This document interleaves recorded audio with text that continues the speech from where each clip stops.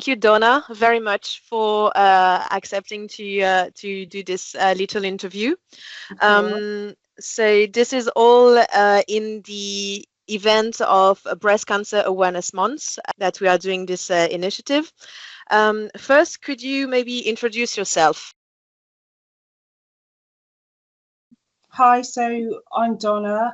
I work in TV and film and voiceover. So I do things like training video. I do a bit of presenting as well, training videos, on hold messages, radio adverts, things like that. I'm really into the outdoors, health, fitness. And yeah, I was diagnosed with breast cancer just out of the blue last year. Okay, so it was about a year ago, and before that, did you have any symptom, or how was it initially detected? No, so I was 44, just sitting in bed. My partner had gone away for a windsurfing break, so I thought, well, I'm going to have a lovely early night, read books. And I just happened to put my hand on my chest, and I just felt a lump at the bottom of my right breast. I had no symptoms whatsoever. In fact, I was in the best shape of my life. I was about to run, I was training to run a 10K for cancer research, the irony. Yeah, and I just found this lump, no symptoms whatsoever. And I thought, I better get that checked out. So I went to the doctors, and my doctor said, yeah, there's something there, and I'll refer you for the 2-week maximum wait for the breast clinic. So they did that. Okay, so a bit of a shock, I guess, for you. Yeah, it was a shock because it was, I found the lump a couple of days before my birthday. And in that time between going to the GP and waiting for my breast clinic appointment, we went to Barcelona for a weekend for my birthday. So I was in Barcelona, sort of, I was sort of thinking, I'm sure it's going to be nothing. I hadn't even had a cold for 3 years. Yeah. You know, so, you know, I don't think I was that worried, but I mean, I guess it was hanging over my head. Yeah. And did you have any family history of breast cancer, or was it like totally out of the blue? Yeah, totally out of the blue. There's no breast cancer in my family. I have 2 sisters, nothing like that. But I have since learned that only, correct me if I'm wrong, I think it's only about 15% of breast cancers are actually genetic. Yes. It's quite a low number, but yeah, no history at all. Yeah, for me, I felt the healthiest I'd ever been. Yeah, this is very like ironical, as you were saying. What was really your first thought when they basically told you this is cancer? How did you react to that? So what happened is I went to the breast clinic, and I just went on my own because you know, I thought everything was going to be fine. And I had a mammogram, which I've never had before because in this country they don't do them routinely until you're over 50. So I had a mammogram, and then from there I got sent for a ultrasound. And while I was lying in the ultrasound, the doctor said to somebody next to her, oh, we need to do 2. And I said, oh, 2? She said, oh yeah, there's 2 areas that we need to ultrasound. So I was like, oh, okay. They did that, and the mood in the room was a little bit dark, shall we say. And after the ultrasound, they handed me this sort of handwritten letter in an envelope and said, oh, take that back to the doctor you saw this morning, because when you first get to the breast clinic, you speak to a doctor who examines you, and then she sends you off for your mammogram, etc. So I took the letter back to this doctor, and then she called me in 5 minutes later, And she said, oh, I know I said to you this morning that it didn't feel like anything. She said, that's not what your mammogram and what your ultrasound is suggesting, and we're very, very worried. And I said, oh, right, okay. And then she said, it's highly likely that you're going to be needing some sort of surgery. And I thought, Okay. why would she be saying that? And then she said, but until we get the results of your biopsy back, we don't know, but it could be that we're calling you to tell you you've got breast cancer. And yeah, when she said that, her voice just tunneled over me, and I became really hot and really, really sick. And she said, are you okay? And I said, so I don't know what's happened. I had an actual physical, visceral reaction, which I've never had before. Mm-hmm. It was really weird. And she said to me, I think you need to lie down. So I lay down, and they did my blood pressure and things like that. And I walked out of there, and my plan, because I hadn't told my mum that I was in the breast clinic for tests, but my plan was going to be that when I left, I was going to ring her and say, oh, hi, Mum, I've had a bit of a scare, but everything's fine. And I thought I couldn't do that. So it was just the weirdest feeling. And then I had an agonizing 8-day wait. And I got the call when I was at the stables, actually. I just put my horse away, and the phone call came, and they said, oh, it's the hospital. We understand that you're waiting for results from your 2 biopsies. We have the results. And I said, oh, well, I'm free to talk now, or I'll be home from the stables in like 25 minutes. And she said, we'll ring you in 25 minutes. So I thought, okay. So I hadn't told anybody apart from my partner and my sisters. So I told my sisters, I said, I'm going to get the results when I get home. And they called me, and she said, yeah, unfortunately, your 2 biopsies in the breast and under your arm, it's breast cancer. So yeah, my life just sort of changed overnight. As I said, I hadn't had a cold, like, you know, I guess I've been lucky, but never been ill. You know, I eat really well, I exercise. It was a massive shock. So it was a little bit like a why me kind of feeling as well. It was, but you know what? Throughout this whole journey, I really tried to stay away from the whole why me. There is a part of me that thinks that, because I pride myself on nutrition, like eating really well and exercise, and it's that's always been a part of my identity. So there was a why me. It was more like, how the hell can it happen to me with everything that I do to stay fit and healthy? But in terms of the why me, I have tried, in a way, I've tried to think, why not me? 1 in 8 women get breast cancer. Yeah. You know, which is a mad statistic, and it's Yes. you know, younger and younger women as well. So I really have tried not to feel sorry for myself. I'm not saying that I've achieved that all the time, but I have really tried to not do the why me thing as much as I can. So that day I found out, it's coming up to a year. It was the day I got that phone call was the 25th of October 2020. Oh yeah. So basically in a week somehow it will be 1 year. Exactly. So I told my sisters, I put them on a Zoom call, and they said they both live one lives an hour away, one lives 2 hours away. They both just dropped everything and came. And they appeared here, and we were just hugging and chatting. And when my first sister came through the door, we just hugged and cried, and I pulled away from her, and I remember saying, I didn't even know boobs this small could get breast cancer. We had a laugh.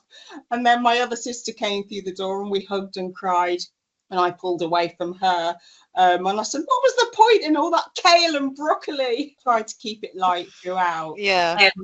But when my sisters came, we realised it was time to ring Mum and Dad. because during that week when I was waiting for the results, I sort of avoided my mum, because you know what mums are like. Yes. I was a wreck that week, and she would have sent something, and I just didn't want to upset her, or get her to worry, because there was still a part of me thinking, I'm sure everything's going to be fine. So I rang my mum, and hello darling, how are you? And I just remember saying, there's something, mum, there's something wrong with me. There's something wrong with me. Is dad there? And she said, yeah, dad's here. And I just couldn't spit the words out, I've got breast cancer, because I was trying to find a better way to say it, and I just couldn't. So I spitted the words out, and I heard my dad in the background just sort of yelp. And then mum said, we're coming. They live 2 hours away, and they appeared. And and then my partner came home from work, and he came home from work with a smile, and he saw my face, and he was just like, he said, have you heard? And I said, yeah. And I told him, and there was just a look of disbelief on his face, absolute disbelief. My dog's Hello. He's helped me throughout this whole journey. I mean, Oh yeah. So yeah, it was hard, but I've had wonderful people around me. People have come out of the woodwork that I didn't even realise cared. I've been truly humbled by the people around me. It's been beautiful from that respect. Yeah. I think it's as you were saying, life is totally changing, and then also it probably brings a new perspective to things. It does bring a new perspective, because that first month or so after you're told you've got breast cancer, it's a real whirlwind. It's really hard. There is hospital appointments coming at you left, right and centre, and you don't understand why, because they don't necessarily explain why you're going for an MRI or why you're having a bone scan. And it's truly terrifying. That first month, 2 months is absolutely terrifying. And then when you meet your surgeon for the first time, and your oncologist, and you honestly, the first time you meet them, you don't know what they're going to tell you. In your own head somewhere, when you're lying awake at night, you think they're going to, you don't know if they're going to tell you you've got 6 months to live. It's a really horrible time, that first few months. And then they sort of they've done all the tests, they know exactly sort of where you are with it. So my diagnosis was grade 3 ductal carcinoma. So it means it started in the milk ducts, which I think is the most common one. Yes. But it has spread to at least one lymph node. Okay. So then they give you your treatment plan. So I was told that I absolutely was going to have chemotherapy, because my breast cancer is triple positive as well. So it's hormone positive, but it's also HER2 positive as well. I had to undergo chemotherapy, which started just before Christmas. And actually 2 days before Christmas, I started to lose my hair. So I had big curly hair before, and it's quite a feature of me. I loved my hair. That was one of the things about myself that I really liked. So that was hard, to lose my hair. And then in April, I had a single mastectomy. I was going to have a lumpectomy, but later on they found that there were some other areas of suspicion. And because I'm small chested anyway, my surgeon said it's better just to remove the whole thing. So I had immediate implant reconstruction. So at the moment I've got an implant that's bigger than my natural boob, which wasn't hard, to be honest.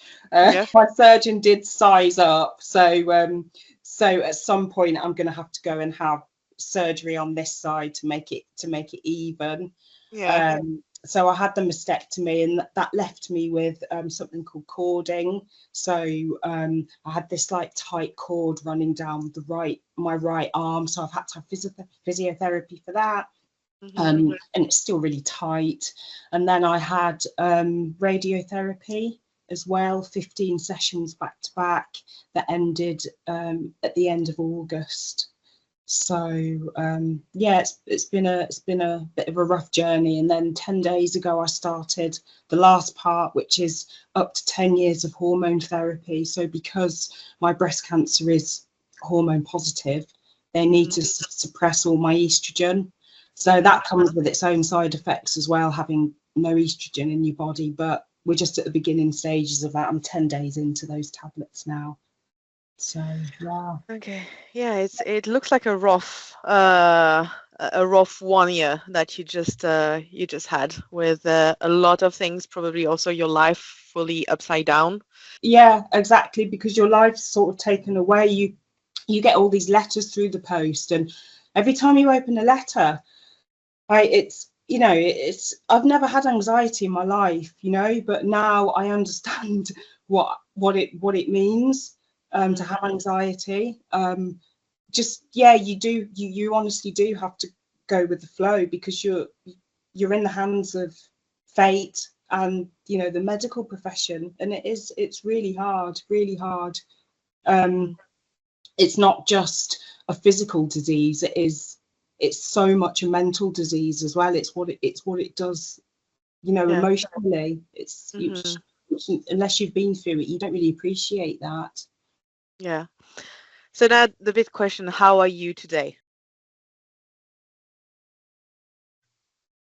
So I'm doing okay. Yeah, I'm doing okay. I've had to learn to be better at things that I wasn't very good at before. So for instance, my older sister always used to bang on at me at self-care and how important it is. And I was always a bit like, oh, rubbish, just keep going, plow through, whatever, look after everyone else around me. But I've had to learn to take things slower. I've had to learn self-care, which is good.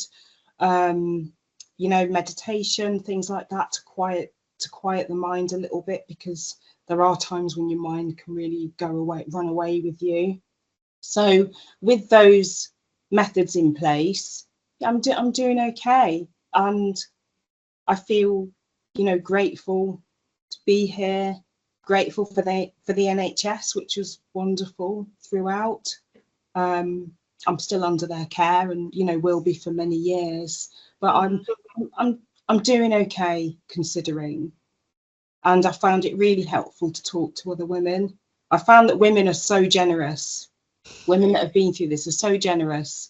And yeah, I've taken a lot of comfort from talking to other women, and I want to be able to do the same as well for other women, because it really helped me. How would you say that this has impacted your life, positively or negatively? Like, can you see any positive also out of this? I think I can, yeah. So I would say there are negatives that I've tried to turn into positives. So for instance, negatives like, especially when I was going through chemotherapy and I was so poorly and so weak, I just felt scared of life, scared of, when I was going through chemotherapy, I looked round and I just felt so sorry for people, older people that have illnesses. I had so much empathy, but it made me just really scared of life, scared of getting older, scared of losing people I love. But because of that fear, it sort of made me think, well, we can't get rid of the reality that is life and losing people and getting older. So what it has done is made me sort of live in the now a lot more, and appreciate the now. And so for instance, before my diagnosis, if I went to the stables to see my horse, which is of course how I know you, I would sort of be rushing back, like, oh, I better rush back because I've got washing to do, I've got work to do, I've got this to do, I've got that to do. Whereas now I take a bit more time, and I think actually I'm what I'm doing now, I'm enjoying being with my horse. And if I want to spend another 10 minutes brushing his tail because it's making me feel nice and giving me some kind of, you know what I mean, relief from reality, then I'm going to. So I'm finding it a lot easier to do the self-care and to just to slow down a little bit.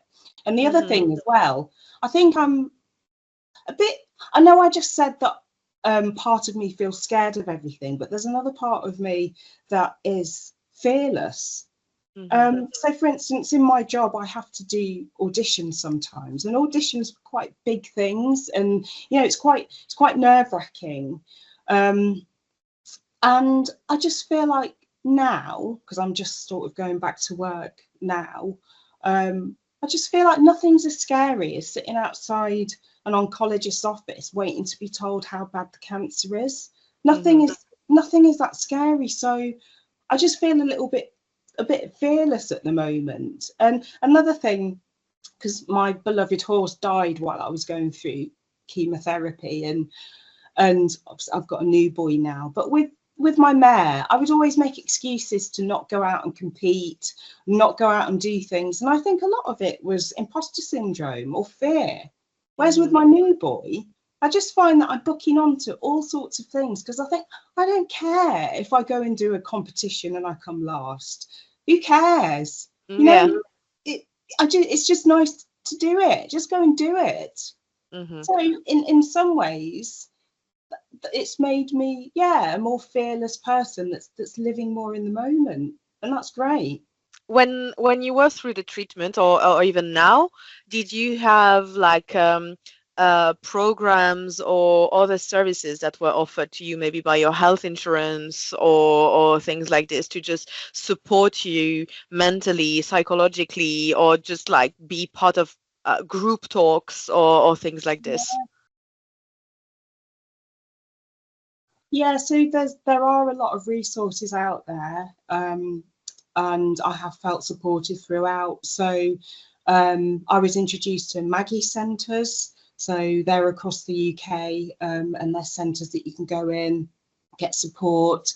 You can get counselling. They do talks, things like that. They do talks on, you know, things like how to tackle going bald, and scarves, that, you know, how to tie scarves, things like that. Mm-hmm. And then I was told about a centre about 25 minutes from me called the Hummingbird Centre, which is a wonderful organisation for cancer sufferers and their families. You can go in, just have a cup of tea and chat to people if you want, but they do things like Tai Chi, sound baths. They do like therapy sessions, so you can have 12 free sessions if you like. I've had a few. It just helped to sit and talk to somebody that, you know, that wasn't Mm. somebody that doesn't love me, if you like, Yeah, because I have realised that this has affected the people around me as well. of You know, course. Yeah. can't be nice for them. And then there's services like Breast Cancer Now, who are Mm-hmm. amazing. They have something called Someone Like Me. So they have women on their books, and they can match you. It's like a matchmaking service. They can Oh, match that's you brilliant. with somebody just like you, similar age, that's got the similar type of breast cancer, even similar hobbies. Mm-hmm. And you can have a phone call. So I spoke to 2 different women, and you can speak to them more than once if you need to. And it's just basically a phone call with a woman who's just like you, who's had your diagnosis. Mm-hmm. So that's really helped as well. But there are a lot of amazing services out there, I feel. Oh, that's great. That's great to hear. Yeah. During this whole treatment process, did you have like any obstacles that you really had to face?